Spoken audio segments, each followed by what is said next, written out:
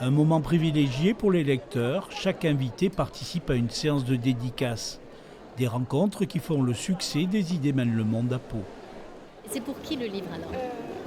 Maryse Burgot, grand reporter de guerre à France Télévisions, vient de rentrer d'Ukraine. Son livre autobiographique, paru l'année dernière, raconte son quotidien. C'est vrai.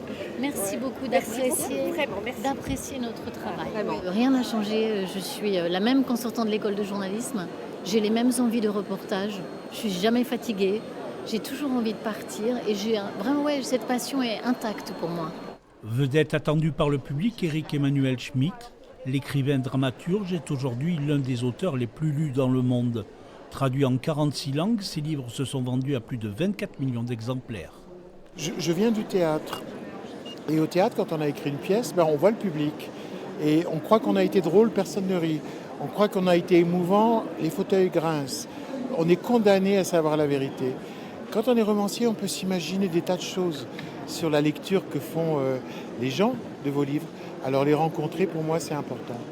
Il a une renommée internationale, donc ça signifie effectivement qu'il parle à beaucoup de monde, quelle que soit la langue, quelle que soit la civilisation.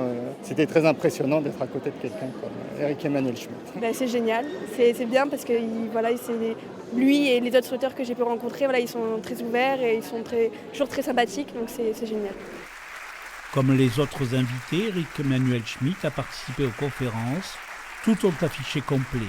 Un succès qui fait des Idées mènent le monde l'événement culturel de l'année à Pau. 35 000 visiteurs en 3 jours.